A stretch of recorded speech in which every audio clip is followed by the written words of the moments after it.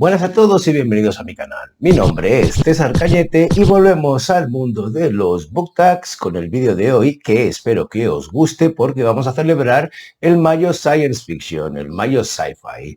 Espero también que os quedéis hasta el final. Pero como siempre, antes de eso, dentro cabecera.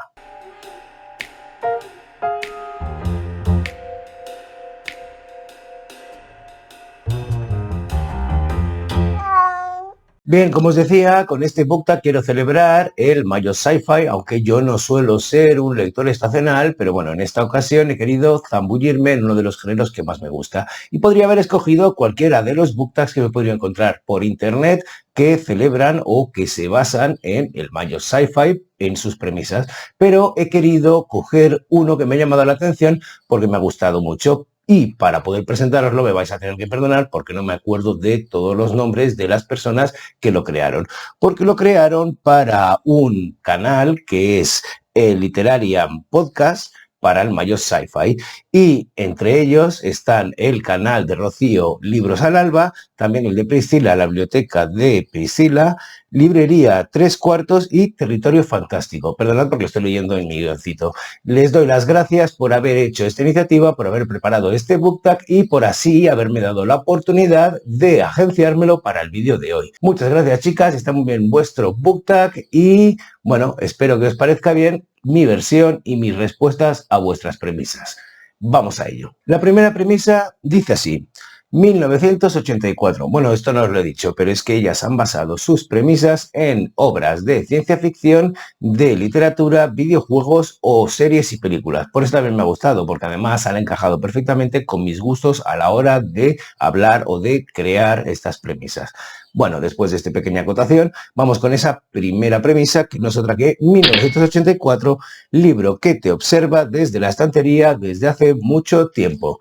Bueno, este libro me observa desde la estantería desde hace por lo menos 5, 6 o 7 años. Estamos hablando de Estados Unidos, de Japón, de Peter Thierias. Bien, esto se trata de una distopía en que se basa también en la misma idea que tuvo, bueno, o que ha tenido mucha gente, pero que está bastante concentrada en la novela de Philip K. Dick, El hombre en el castillo. ¿Y cuál es? Bueno, pues que Estados Unidos y los aliados perdieron la Segunda Guerra Mundial y el mundo pasó a manos de las potencias del eje, de los nazis por un lado, yo esto no sé si tendré que poner un pi porque si no YouTube se va a poner tontito, y Japón por otro. Poco más sé de la premisa, bueno, poco más sé de qué va este libro que de esa premisa. Así que lo que me llamó la atención fue precisamente la idea de que Estados Unidos estuviera controlado por Japón, que tuviera un emperador y que socialmente estuviera regido por, bueno, pues por una cultura oriental como es la japonesa, que si bien pues no resultó vencedora en la Segunda Guerra Mundial después de los lanzamientos de las bombas atómicas sobre Hiroshima y Nagasaki, cosa que estoy seguro de que no ha sucedido en esta novela y eso ya me parece interesante, sí que tuvo una influencia en los 80 en Estados Unidos, como se puede ver en el propio cine de los 80 y de los 90, dada la prevalencia económica y cómo se reinventó Japón como potencia tecnológica. Bien, más allá de eso, no sé absolutamente nada más de esta novela. ¿Tengo ganas de leerla? Sí. ¿Por qué está en mis estanterías desde hace tantos años? Pues no tengo ni idea, la verdad, porque como me van entrando libros y voy sustituyendo ganas de leer unas cosas por las otras, apetencias y etcétera, etcétera, pues ahí se ha quedado. Ahora que la he rescatado, quizá no descarte leerla dentro de poco. No creo que me dé tiempo que para el Mayo Sci-Fi de este año, pero como no soy un lector estacional, pues la leeré cuando pueda. Ahí la dejo, espero que os haya parecido interesante y que si la conocéis, por supuesto, me digáis algo abajo de su calidad, de qué os ha parecido o de si os ha parecido interesante. Creo también que inaugura una trilogía o por lo menos una serie de novelas, pero de eso ya no estoy tan seguro. En fin, vamos a por la segunda premisa. ¿Qué dice así? Los Juegos del Hambre. Bueno, dos. Los Juegos del Hambre. Solo puede quedar uno. Libro favorito o que más ganas tienes de leer. Bien, Ya sé que os puede parecer que me sigáis desde hace un tiempo que soy un pesado, pero yo no tengo libros favoritos y no los voy a tener nunca porque eso es un abanico muy amplio y desmerecería a unos por otros. Ya sabéis lo del coste de oportunidad. No puedo dar mi amor solo a un libro y no uno solo me va a parecer favorito y tengo un montón. Así que me he cogido la segunda parte de esta premisa para contestarlo. Libro que tengo muchas ganas de leer y ese no lo puedo enseñar porque no lo tengo, sino lo más seguro es que lo hubiese leído y es Ubik de Philip K. Dick. Si bien Philip K. Dick he leído poco, alguna lectura, bueno, pues Sueñan los androides con ovejas eléctricas y tengo ganas de leerme, como os decía antes, en este de Estados Unidos de Japón, El hombre en el castillo. El que más me apetece es Ubik. Y me apetece sobre todo porque hace, pues el año pasado, un momento que os lo voy a traer. Me leí esta biografía de Manuel Carrer, Yo estoy muerto, vosotros, no, yo estoy vivo, perdón, vosotros estáis muertos, y me fascinó. Ya conocía la figura de Philip K. Dick, pero no sabía ni que era tan controvertida, ni que Carrer tenía tanta buen hacer, buen trabajo a la hora de hacer biografías, sin mezclar esa otra parte que hizo más adelante de autoficción, que es ponerse él mismo dentro de las biografías o los temas que toca. Aquí no, aquí se concentró únicamente en la vida de Philip K. Dick. Y una de las cosas que hace perfectamente es entretejer esa vida y la obra del autor.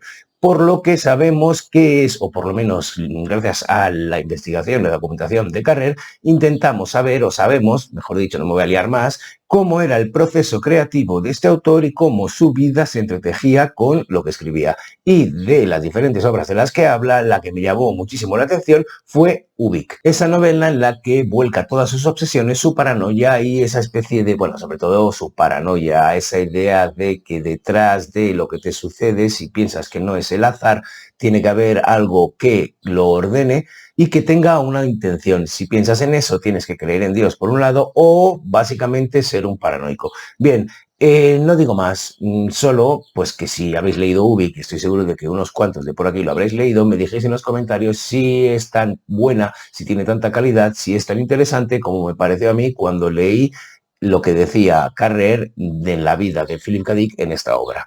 Ubik de Philip K. Dick sería un libro que tengo muchísimas ganas de leer en esto de la ciencia ficción. Voy a por la tercera, que es Xenogénesis, libro que muestra contacto con otras especies. Y aquí estoy de completa enhorabuena, porque acabo de terminarme una novela que precisamente basa una de sus ejes, de su línea argumental, en si se ha conseguido un primer contacto, si se puede conseguir un primer contacto o no. Y estoy hablando de un clásico, entre los clásicos, que es esta preciosidad de edición que he hecho impedimenta de Solaris de Stanislav Lem. Sí, aquí tenemos Solaris, un planeta que tiene un océano que sospechan que es un ser vivo, sintiente e inteligente. Y desde hace algo más de 100 años se ha creado diferentes expediciones para tratar de estudiar el planeta y a la vez conseguir un contacto con un individuo alienígena, una inteligencia alienígena, como sospechan que es ese océano. Bien, esto es una de las premisas principales de esta novela, pero no la única, porque el genio de Stanislav Lem consiguió mezclar, por un lado, esta idea filosófica de la ciencia ficción, del primer contacto, de cómo nos podríamos relacionar con un ser que no tiene nada que ver con nosotros, que no piensa absolutamente para nada similar a nosotros y, bueno, la acción de un grupo de personas aislados en una estación que orbita alrededor, bueno, orbita no, porque está a unos 400 metros de altura de la superficie de ese planeta. ¿Cómo mezcla el suspense, la intriga? ¿Qué es lo que les ha pasado a esas personas de esa estación cuando llega un nuevo científico, Kelvin, a pues continuar con los experimentos y continuar con intentar ese primer contacto?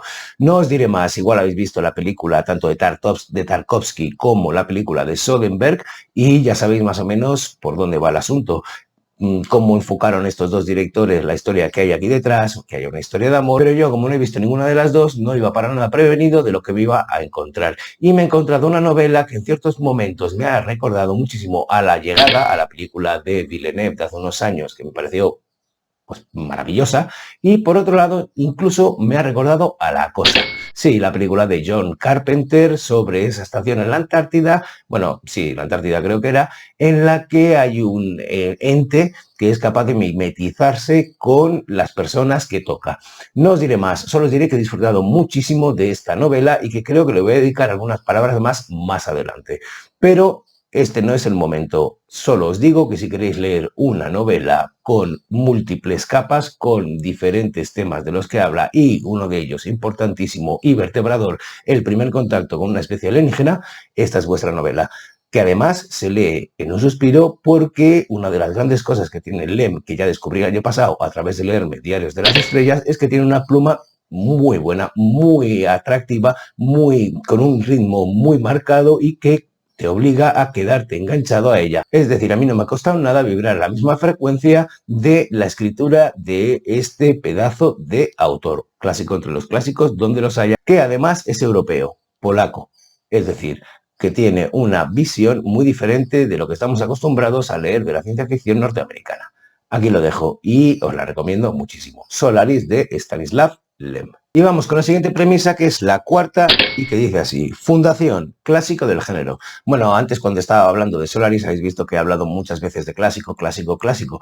Pues sí, porque Solaris es un clásico, pero como ya he quemado el cartucho de clásico con Solaris y encima esta premisa lleva por título uno de mis clásicos por antonomasia, como es Fundación de Isaac Asimov, pues me he ido a otro de mis clásicos favoritos que no he mencionado ni siquiera en mis shorts últimamente y del que casi no he hablado, que es Crónicas Marcianas de Ray Bradbury, una de mis novelas favoritas de toda la vida, aunque la leí hace muchísimos años, y que narra con la pluma maravillosamente lírica de el amigo Bradbury, porque es maravilloso cómo escribe este señor y cómo consigue mezclar un lenguaje lírico con la ciencia ficción, con una cosa tecnológica o con lo que se nos parece a nosotros que es algo tecnológico, para explicarnos, en este caso, la conquista del planeta rojo. Sí, aquí tenemos a través de una serie de relatos, que de ahí viene lo de crónicas marcianas, de la expedición, de las diferentes expediciones que partieron de la Tierra en un verano de 1999, llegaron a Marte, establecieron contacto y acabaron barriendo a la civilización marciana para establecerse los humanos allí. A través de estas crónicas se puede ver en cierta manera un parangón de esa misma conquista del oeste americano, en que fueron expulsando a las tribus y fueron conquistando el oeste.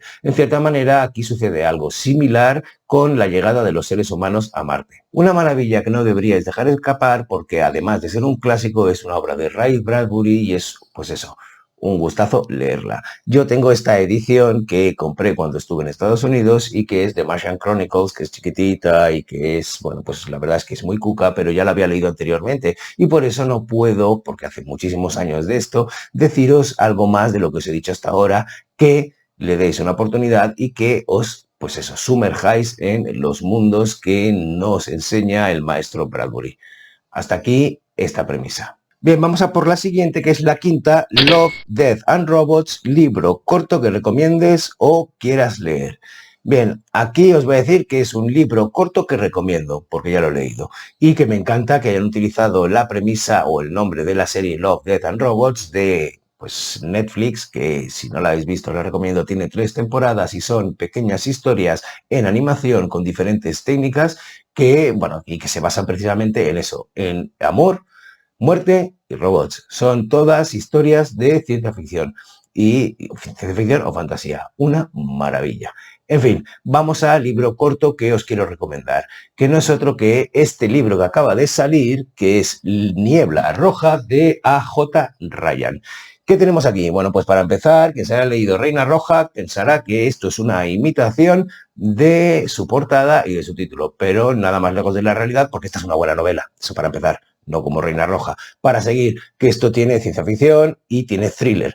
Reina Roja no sé qué tiene, intenta tener thriller. Pero bueno, que no lo quiero comparar y tampoco lo asociéis directamente con Reina Roja. Niebla Roja narra una historia trepidante en la que 7 tipos despiertan con amnesia, 7 tipos y tipas despiertan con amnesia en un río y saben casi nada de ellos mismos, solo sus nombres, que están basados precisamente en autores de literatura como podrían ser Huxley, Golding, Conrad, Rees, etcétera, etcétera. Bueno, y hasta aquí, ¿qué? Bueno, pues despiertan en un río, como os decía, en un paisaje apocalíptico y tienen que llevar a cabo una misión que en un principio no saben qué es lo que ha sucedido y que luego verán conforme vayan remontando ese río en el que está esa barcaza, que recuerda mucho, como no, a El corazón de las tinieblas de Joseph Conrad. Conrad es otro de los protagonistas de esta historia, o por lo menos uno de ellos se llama como Conrad, para acabar averiguando qué es lo que le ha sucedido al mundo y a qué se están enfrentando. Así que aquí tenemos un batiburrillo de ideas maravillosas que están muy bien hilvanadas unas con otras y que nos llevan a vivir un thriller trepidante que, si bien quizá no profundiza mucho en los personajes, sí que consigue que cada uno de ellos tenga un papel que siga a la perfección lo que tiene que hacer para, pues eso, no os voy a hablar de la misión, porque es una de las cosas que también es una característica de esta historia y que también consigue que el lector quede atrapado. ¿Por qué? Bueno, pues porque el lector acabará descubriendo, de la misma manera que descubren los protagonistas, qué es lo que está pasando ahí. Así que es a través de los ojos de esos protagonistas que el lector sabe lo que sucede. Así que tenemos, pues, no sé, dejadme llamar la atención sobre, no sé si la recordaréis, Cube, que también es un grupo de desconocidos que entran en un mundo del que no conocen las reglas y tienen que ir sobreviviendo. Tenemos el caso Bourne. ¿Por qué? Porque cada uno de ellos tiene una especialidad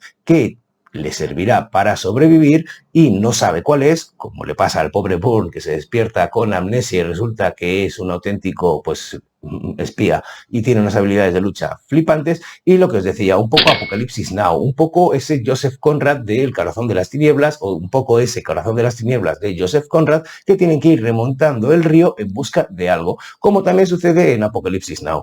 Así que, teniendo esta premisa, ¿qué queréis que os diga? Yo me la leí en un suspiro porque, como es una novela corta de 200 páginas, no os va a durar nada, pero a la vez va a ser una experiencia que os va a dejar completamente satisfechos, o por lo menos me ha dejado a mí completamente satisfecho. Ya os digo, acaba de salir, la ha sacado Minotauro el 8 de mayo pasado y, bueno, pues la podéis encontrar en cualquier librería. No os voy a decir a lo que se enfrentan porque, bueno, ya tenéis suficiente con lo de Niebla Roja o qué es esa Niebla Roja, porque si no lo ha puesto ni siquiera la editorial en la sinopsis, para mí quizá mencionarlo sería un spoiler. Pero solo os diría que si os gusta, no sé, las historias apocalípticas con personajes que están completamente amenazados y tienen que sobrevivir todo el rato porque son perseguidos, bueno, pues os gustará esta novela. Aquí lo dejo, Niebla Roja de A.J. Ryan. Un novelón al que le auguro muchísimo éxito y que recomiendo 100%. Bien, vamos a por la siguiente, que es la sexta, que dice The Last of Us, libro que te hizo llorar. Y yo aquí he añadido de risa.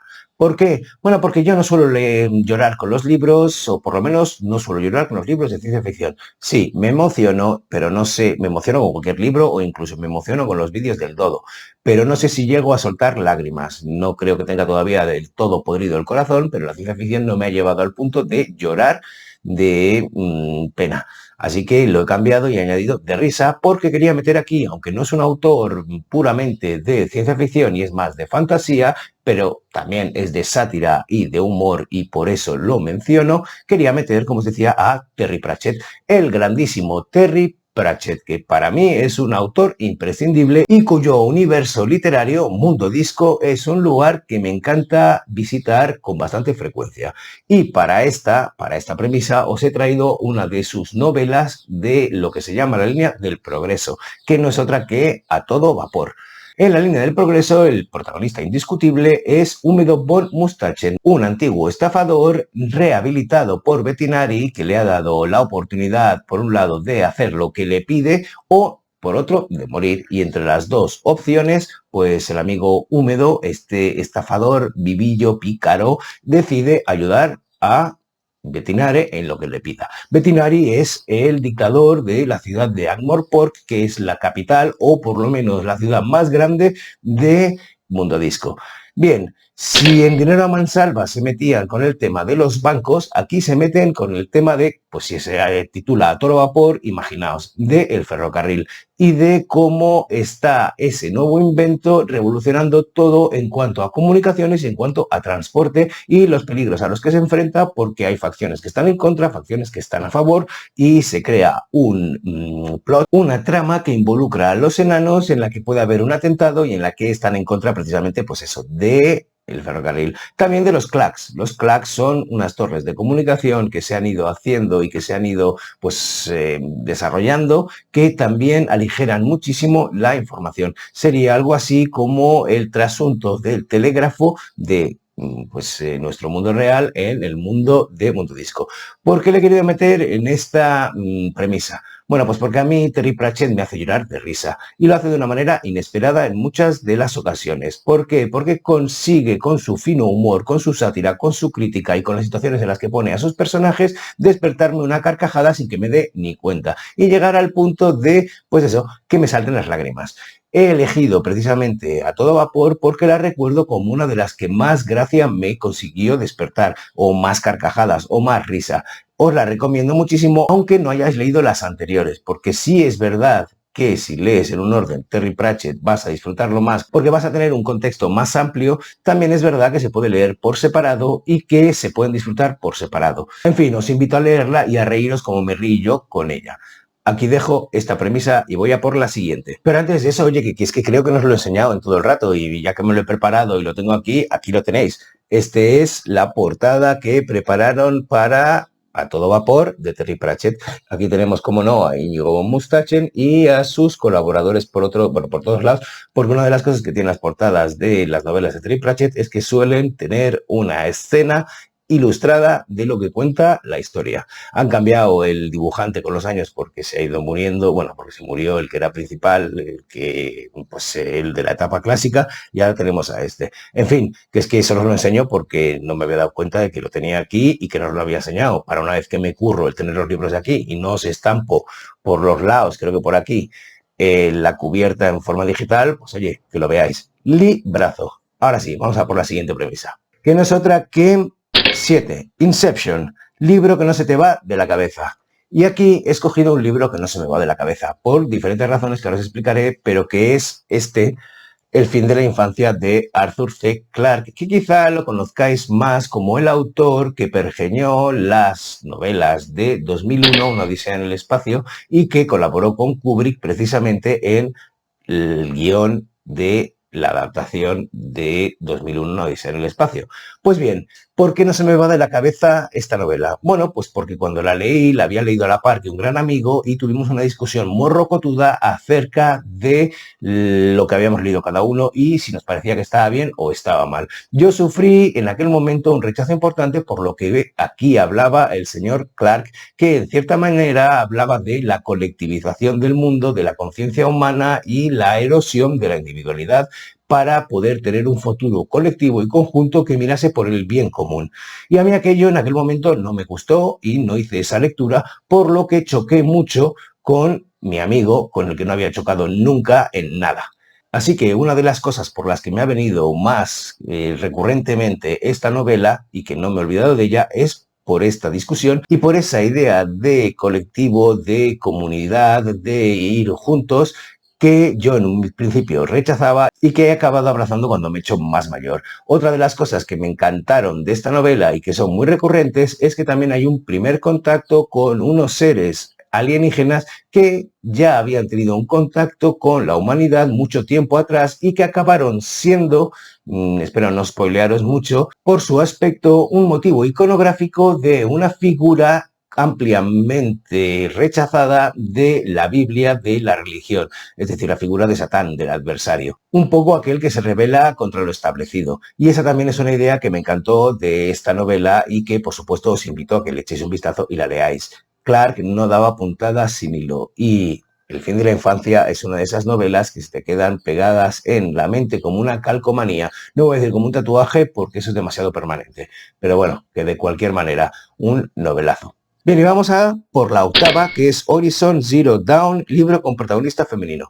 Os diré que me encanta Horizon Zero Dawn. Es decir, es un videojuego donde tenemos a una protagonista que es la leche, que tiene una historia detrás maravillosa, tanto la primera, Horizon Zero Dawn, como Forbidden West, como El Oeste Prohibido. Las dos entregas de este videojuego son maravillosas. Yo no lo conocía y cuando me compré la Play venía como cortesía, juego de cortesía, y lo dejé para jugar hasta el final y lo he jugado 80 veces después, me he comprado el siguiente, en fin, es una maravilla de videojuego. Dicho esto, os diré, libro con protagonista femenino, que bien podría ser, pues eso, Horizon Zero Dawn, pero como no hay libro de esto, yo os he traído este libro que lo petó muchísimo en 2013 porque ganó todos los premios habidos y por haber.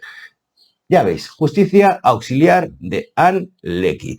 ¿Y qué tenemos aquí? Bueno, tenemos una novela de ciencia ficción que leí el año pasado, una space opera que mezcla diferentes conceptos que siempre me han gustado muchísimo. Para empezar, una nave con conciencia propia.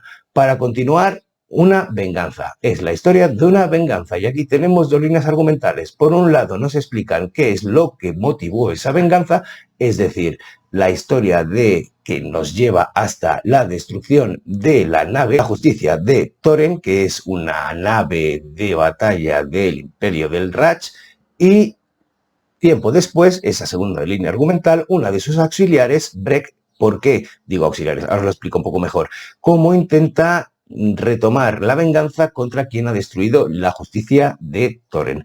Bien, digo que es auxiliar porque una de las cosas que tiene esta nave, la justicia de Toren, es una inteligencia artificial y una conciencia propia, que para poder operar al servicio de sus tripulantes, aparte de establecer un vínculo con el capitán, que es lo que hace que pueda viajar a través del hiperespacio, tiene auxiliares, es decir, personas a las que les han borrado la mente, que han instalado allí la conciencia. Y Breck es una de estas auxiliares, de estas personas que acompañan a la tripulación a los sitios a donde vayan y que se ha quedado desconectada de la conciencia principal de la nave.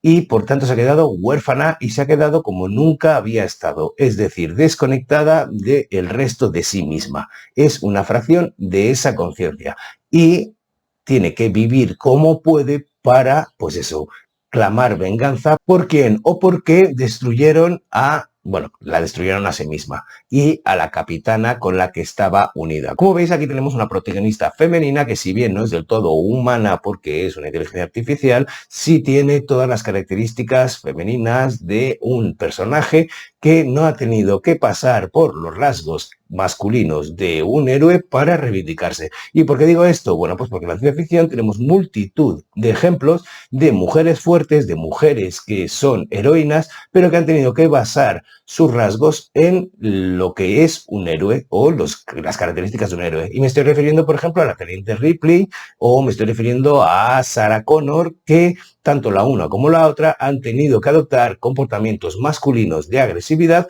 para llegar a ser heroínas. En este caso, Breck, la protagonista de esta historia, no ha tenido que hacer eso, y eso me parece pues muy loable y me parece pues que está bien, que es una manera de explorar cómo deben ser las heroínas femeninas y cómo deben desarrollarse personajes femeninos sin basarse en, pues eso, las características masculinas que siempre han imperado en la heroicidad, por decirlo de alguna manera. Bien, como veis aquí, dos cosas que me llaman la atención: lo de una nave con conciencia y lo de la venganza, que por otro lado es una línea argumental, la venganza, una trama que siempre me ha llamado la atención y siempre me ha gustado. Desde El Conde de Montecristo, pasado por Kill Bill y siguiendo por La mejor venganza de Joe Abercrombie, por poneros algo en fantasía grimdark. En fin, si le queréis dar una oportunidad, creo que esta novela no os tiene por qué decepcionar. Justicia Auxiliar de Ann Leckie. Bien, y vamos a por la última de las premisas, que es la novena, y que dice así: Train to Busan, Tren a Busan, ficción asiática que quieras ver o leer. Bien, yo he tenido la oportunidad ya de ver y de leer la que os voy a enseñar, aunque solo he leído el primer tomo, que no es otra que Akira de Katsushiro Otomo. ¿Os suena Akira? Bueno, Akira lo petó muchísimo en animación en 1988, cuando se estrenó la versión cinematográfica en animación de esta novela gráfica, de este manga de Katsuhiro Otomo. ¿Qué nos narra Akira? O quien no lo haya visto, ¿de qué va? Bueno, pues en 1992 se ha tirado una bomba que ha destrozado Tokio y se ha construido Neo Tokio. Y 30 años después las calles están recorridas por bandas de jovencitos que van en motocicletas por un estado semidictatorial con experimentos sobre la mente, que precisamente es de lo que trata Akira. Bueno, trata de eso y de muchísimo más. Tiene un sabor cyberpunk alucinante, ya sabéis el cyberpunk, pero si no os diré que una de las obras que lo inauguró fue Neuromancer de Ian Gibson.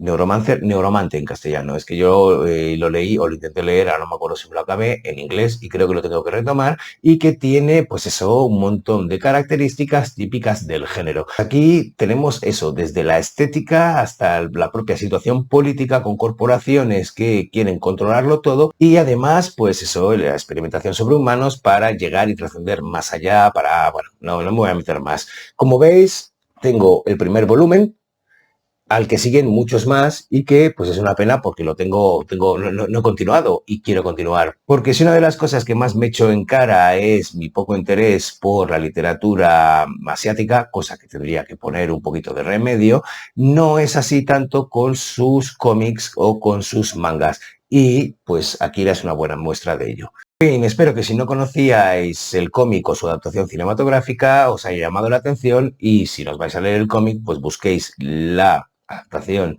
cinematográfica, que os diré que es animación, que es una maravilla y que solo hablando de ella me están dando ganas de volverla a ver. Pero bueno, aquí lo dejo. Hasta aquí esta novena premisa, ya veis, de Katsushiro Otomo. Bueno, y hasta aquí el vídeo de hoy, el book tag de hoy, y lo dicho, muchas gracias chicas, y que espero que os haya gustado, hayáis encontrado recomendaciones o libros que os hayan llamado la atención y os apetezca leer, que si los habéis leído ya, alguno de ellos, me lo pongáis en los comentarios y charlemos un rato, y que en fin, esta es mi versión de este book tag de Mayo Sci-Fi. Muchas gracias a las creadoras, de nuevo, porque me ha gustado mucho hacerlo, y porque me habéis dado la oportunidad de hablar un poquito más ampliamente de los títulos de ciencia ficción que he leído. Espero ir ampliando esa lista y poder seguir hablando de ciencia ficción durante muchos años porque es un género que me encanta. Dicho esto, solo me queda desearos, como siempre, un felicísimo día y enviaros un besazo enorme. ¡Mua!